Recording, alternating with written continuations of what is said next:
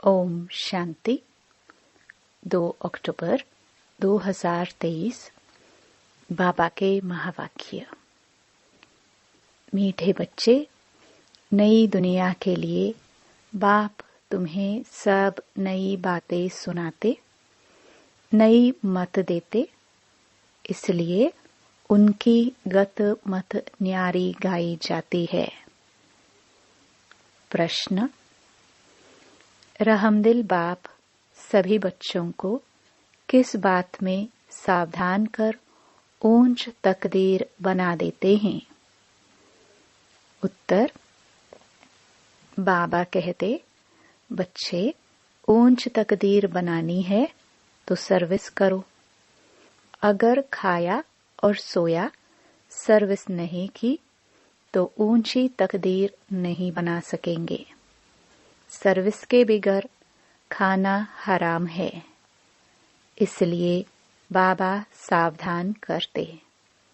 सारा मदार पढ़ाई पर है। तुम ब्राह्मणों को पढ़ना और पढ़ाना है, सच्ची गीता सुनानी है। बाप को रहम पड़ता है, इसलिए हर बात की रोशनी देते रहते हैं। गीत। जिस दिन से मिले हम तुम। ओम शांति। रूहानी बाप समझाते हैं, जब बच्चों को बेहद का बाप मिलता है तो हर एक बात नई सुनाते हैं, क्योंकि यह बाप नई दुनिया स्थापन करने वाला है। मनुष्य तो ऐसी नई बातें सुना ना सके। बाप, जिसको हेवनली गॉड फादर कहा जाता है, वह बेहद का बाप स्वर्ग की स्थापना करने वाला है। नरक की स्थापना करने वाला है रावण। 5 विकार स्त्री में, 5 विकार स्त्री में, 5 विकार पुरुष में वह हो गई रावण सांप्रदाय। तो यह नई बात सुनाई ना। स्वर्ग बनाने वाला है परम पिता परमात्मा, जिसको राम कहते हैं। नरक बनाने वाला है रावण, जिसका चित्र बनाकर वर्ष वर्ष जलाते हैं। एक बार जल गया तो फिर उनका एफिजी देखने में थोड़े ही आएगा। वह आत्मा जाकर दूसरा शरीर लेती है। फीचर्स आदि बदल जाते हैं। यह है रावण के वही फीचर्स वर्ष वर्ष बनाते और जलाते हैं। वास्तव में जैसे निराकार शिव बाबा का कोई फीचर नहीं, वैसे रावण का भी कोई फीचर नहीं। यह रावण तो विकार है। बाप ये समझाते हैं, मनुष्य भक्ति मार्ग में क्या चाहते हैं? भगवान आते ही हैं भक्ति का फल देने व रक्षा करने, क्योंकि भक्ति में दुख बहुत है। सुख है अल्पकाल क्षण भंगुर। भारतवासियों का बिल्कुल दुखी जीवन है। कोई का बच्चा मरा, कोई का दिवाला निकला, जीवन तो दुखी रहता है ना। बाप कहते हैं, मैं आता हूँ सभी का जीवन सुखी बनाने। बाप आकर के नई बात बताते हैं, कहते हैं, मैं आया हूँ स्वर्ग की स्थापना करने। वहाँ तुम विकार में नहीं जाएंगे। वह है निर्विकारी राज्य, यह है विकारी राज्य। अगर तुमको स्वर्ग का राज्य चाहिए तो वह बाप ही स्थापन करते हैं। नरक का राज्य रावण स्थापन करते हैं। तो बाप पूछते हैं, तुम स्वर्ग में चलेंगे? वैकुंठ की महारानी महाराजा विश्व के मालिक बनेंगे। यह कोई वेद शास्त्र आदि की बातें नहीं है। बाप ऐसे नहीं कहते कि राम राम कहो व दर दर धक्के खाओ, मंदिरों तीर्थों आदि में जाओ, वह गीता भागवत आदि बैठकर पढ़ो। नहीं, सतयुग में तो शास्त्र होते नहीं। तुम भल कितने भी वेद शास्त्र आदि पढ़ो, यज्ञ जप तप दान पुण्य आदि करो, यह है ही धक्के खाना, इनसे प्राप्ति कुछ भी नहीं। भक्ति मार्ग में कोई एम ऑब्जेक्ट नहीं है। मैं तुमको स्वर्ग का मालिक बनाने आया हूँ। इस समय सब नरकवासी है। अगर कोई को कहो तुम नरकवासी हो तो बिगड़ेंगे। वास्तव में तुम जानते हो नरक कलयुग को और स्वर्ग सतयुग को कहा जाता है। बाप वैकुंठ की बादशाही ले आए हैं। कहते हैं स्वर्ग का मालिक बनना है तो पवित्र जरूर बनना पड़ेगा। मूल बात सारी पवित्रता की है। कई मनुष्य कहते हैं हम पवित्र तो कभी नहीं रह सकते। अरे, तुमको पावन बनाते हैं स्वर्ग ले चलने लिए। पहले वापस शांति धाम में जाकर फिर स्वर्ग में आना है। सभी धर्म वालों को कहते हैं देह को छोड़ अशरीरी बनकर जाना है। इसलिए देह के अभिमान को तोड़ो। मैं क्रिश्चियन हूँ, बौद्धी हूँ, ये सब हैं देह के धर्म। आत्मा तो स्वीट होम में रहती है। तो अब बाप कहते हैं वापस मुक्ति धाम चलेंगे, वहां तुम शांति में रहेंगे। बताओ तुम वापस कैसे चल सकते हो? मुझ बाप को और अपने स्वीट होम को याद करो। देह के सब धर्म छोड़ो। यह मामा है, काका है, चाचा है, इन सब देह के संबंधों को छोड़ो। अपने को देही समझो। मुझे याद करो। बस यह है मेहनत। और मैं कुछ नहीं सुनाता हूँ। शास्त्र आदि जो पढ़े हो वह सब छोड़ो। मैं नई दुनिया के लिए तुमको नई मत देता हूँ। कहा जाता है ना, ईश्वर की गत और मत न्यारी है। गति कहा जाता है मुक्ति को। बाप नई बात सुनाते हैं ना। मनुष्य भी जब सुनते हैं तो कहते हैं यहाँ तो नई बातें हैं, शास्त्रों की कोई बात नहीं। यूं तो है गीता की बात, परंतु मनुष्यों ने गीता को भी खंडन कर दिया है। मैंने तो गीता पुस्तक कुछ भी नहीं उठाई है, वह तो बाद में बनती है। मैं तो तुमको ज्ञान सुनाता हूँ। ऐसे कभी कोई नहीं कहेंगे कि तुम मेरे सिखिलदे बच्चे हो। यह निराकार परमात्मा ही कहते हैं। निराकार आत्माओं से बात करते हैं। आत्मा सुनती है। यह शरीर है ऑर्गन्स। यह बात कभी कोई समझते नहीं। वह मनुष्य मनुष्यों को सुनाते हैं। यह परमात्मा बैठ आत्माओं को सुनाते हैं। हम आत्माएं सुनती हैं इन कानों द्वारा।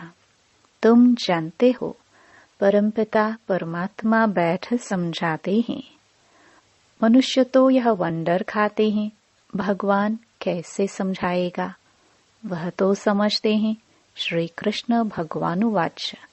अरे, श्री कृष्ण तो देहधारी है, मैं तो देहधारी नहीं।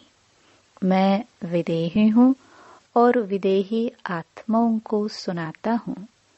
तो यह नई बातें सुनने से मनुष्य चकित हो जाते हैं। जो कल पहले बच्चे सुनकर गए हैं उन्हों को तो बहुत अच्छा लगता है। पढ़ते हैं, मम्मा बाबा कहते हैं, इसमें अंधश्रद्धा की तो कोई बात हो ना सके। लौकिक रीति भी बच्चे माँ बाप को माँ बाप कहते हैं। अभी तुम उन लौकिक माँ बाप की याद छोड़ पारलौकिक माता पिता को याद करो। यह पारलौकिक माँ बाप तुम्हें अमृत की लेन देन सिखलाने वाले हैं। कहते हैं, हे बच्चे, अब विष की लेन देन छोड़ो।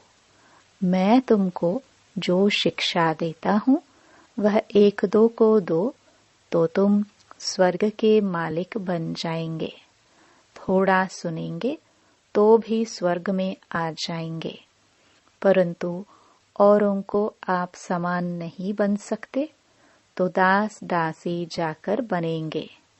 दास दासियों में भी नंबरवार होते हैं। बच्चों को संभालने वाले दास दासियां जरूर अच्छे मर्तबे वाले होंगे। यहाँ रहते हुए फिर अगर पढ़ते नहीं तो दास दासी बन पड़ते हैं। प्रजा में भी नंबरवार होते हैं। जो अच्छी रीति पढ़ते हैं वह इतना ऊंच पद पाते हैं। प्रजा में साहूकारों के भी दास दासियां होंगे। हर एक को अपनी शक्ल देखनी है, हम क्या बनने लायक है। बाबा से अगर कोई पूछे तो बाबा झट बता देंगे। बाप तो सब कुछ जानते हैं और सिद्ध कर बतलाते हैं कि इस कारण यह तुम बनेंगे। भल सरेंडर किया है उसका भी हिसाब किताब है। सरेंडर किया है परंतु कुछ सर्विस नहीं करते, सिर्फ खाते पीते रहते तो जो दिया वह खाकर खत्म करते हैं। दिया सो खाया। सर्विस नहीं की तो थर्ड क्लास दास दासी जाकर बनेंगे। हाँ, सर्विस करते हैं और खाते हैं तो ठीक है। धंधा कुछ नहीं करते तो खा खा कर खत्म कर देते हैं, फिर और भी बोझ चढ़ जाता है। यहाँ रहते हैं, जो दिया सो खाया। जो भल नहीं देते हैं परंतु सर्विस बहुत करते हैं तो वह ऊंच पद पा लेते हैं। मम्मा ने धन कुछ नहीं दिया परंतु पद बहुत ऊंच पाती है, क्योंकि बाबा की रूहानी सर्विस करती है। हिसाब है ना। कईयों को नशा रहता है, हमने तो सब कुछ दिया है, सरेंडर हुए हैं, परंतु खाते भी तो है ना। बाबा मिसाल तो सब बताते हैं। सर्विस नहीं की, खाया और खलास किया। कहते हैं ना, जिन सोया तिन खोया। 8 घंटा सर्विस करने बिगर खाना हराम है। खाते रहेंगे तो जमा कुछ नहीं होगा, फिर सर्विस करनी पड़ेगी। बाप को तो सब बतलाना पड़ता है ना। जो कोई ऐसे नहीं कहे कि हमको बतलाया क्यों नहीं। बाबा ने सब कुछ दिया और फिर सर्विस भी करते रहते हैं तो ऊंच पद भी है। सरेंडर हुए और बैठ खाया, सर्विस नहीं की तो क्या बनेगा। श्रीमत पर चलते नहीं। बाबा खास समझा रहे हैं। ऐसे नहीं कि पिछाड़ी को कहे कि हमारा पद ऐसा क्यों हुआ। तो बाप समझाते हैं, सर्विस न करना, मुफ्त में खाना, उसका नतीजा कल्प कल्पांतर का यह हो जाएगा। इसलिए बाबा सावधान करते हैं। समझना चाहिए, कल्प कल्पांतर के लिए हमारा पद भ्रष्ट हो जाएगा। बाबा को रहम पड़ता है, इसलिए हर बात की रोशनी देते हैं। सर्विस नहीं करेंगे तो ऊंच पद नहीं पा सकेंगे। जो गृहस्थ व्यवहार में रहते सर्विस करते हैं, उनका पद बहुत ऊंच है। सारा मदार पढ़ाई और पढ़ाने पर है। तुम ब्राह्मण हो, तुमको सच्ची गीता सुनानी है। वह तो कच्छ में कुरम उठाते हैं, तुम्हारे कच्छ में कुछ नहीं। तुम हो सच्चे ब्राह्मण। तुमको सच सुनाना है, सच्ची प्राप्ति करानी है और सब ने घाटा ही दिलाया है, इसलिए लिखा जाता है वह सब झूठ है। बाबा सच सुनाकर सचखंड का मालिक बनाते हैं। यह तो समझने की बात है ना। विश्व का मालिक बनना कम बात है क्या? सेंसिबल बच्चे जो होंगे वह तो प्लान बनाते रहेंगे। हम सोने की ईंटों का ऐसे ऐसे मकान बनाएंगे, ये करेंगे। साहूकार का बच्चा जैसे बड़ा होता जाएगा तो उनके ख्यालात चलेंगे। हम ऐसे करेंगे, ये बनाएंगे। तुम भी भविष्य में प्रिंस बनते हो तो शौक होगा ना। हम ऐसे ऐसे महल बनाएंगे जो और कोई का नहीं होगा। यह ख्यालात उनके चलेंगे जो अच्छी रीति पढ़कर पढ़ाते हैं। बादशाही तो होगी ना, तो बुद्धि में यह ख्यालात चलनी चाहिए। हम कितने नंबर से पास होंगे? बड़ा भारी स्कूल है, इसमें लाखों करोड़ों पढ़ेंगे, ढेर आएंगे। ये सब बातें बाप ही बैठ समझाते हैं। भगवान एक है, उनको ही माता पिता कहते हैं। वह आकर एडॉप्ट करते हैं। कितनी गुह्य बातें हैं। यह नया स्कूल है, नया पढ़ाने वाला है। कितनी अच्छी रीति समझाते हैं। झोली उनकी भरेगी जो लायक होंगे, बाप को याद करेंगे। माँ बाप को कभी कोई भूलता नहीं है। फिर संगम युगी बच्चे बाप को भूल कैसे सकते हैं? अच्छा, दुनिया धमचक्र में है और तुम बच्चे चुप हो। चुप में है शांति, शांति में है सुख। तुम जानते हो मुक्ति के बाद फिर है जीवन मुक्ति। तुम बच्चों को सिर्फ 2 अक्षर याद हैं, अलफ अल्लाह और बे बादशाही। सिर्फ एक अलफ को याद करने से बादशाही मिल गई। बाकी क्या बचा? बाकी रही छाछ। अलफ मिला गोया मक्खन मिला, बाकी सब है छाछ। ऐसे है ना। हम चुप रहते हैं, जानते हैं चुप रहकर हम श्रीमत पर चलते हैं। परंतु वंडर यह है कि बच्चे अलफ को भी पूरा याद नहीं करते, भूल जाते हैं। माया तूफान लाती है। बाप भी कहते हैं मन मना भव, मध्याजी भव। गीता में अक्षर हैं, तो तुमको गीता वालों से अर्थ पूछना चाहिए कि मन मना भव, मध्याजी भव का अर्थ क्या है। बाप कहते हैं मुझे याद करो तो तुमको बादशाही मिलेगी। सब देह के धर्म छोड़ देही बन जाओ और बाप को याद करो तो बादशाही मिलेगी। ग्रंथ में भी कहते हैं जपो अलफ को तो बादशाही मिलेगी। सचखंड की राजाई मिलती है। हम दुनिया से बिल्कुल न्यारे हैं और कोई भी ऐसे नहीं कहेंगे। बाप तुम्हें नई बातें सुनाते हैं, बाकी सब पुरानी बातें ही सुनाते हैं। बात बड़ी सहज है। अलफ के बनो तो बादशाही मिलेगी। फिर भी पुरुषार्थ तो करना पड़े। आप सामान बनाने की जितनी सर्विस करेंगे उतना फल मिलेगा।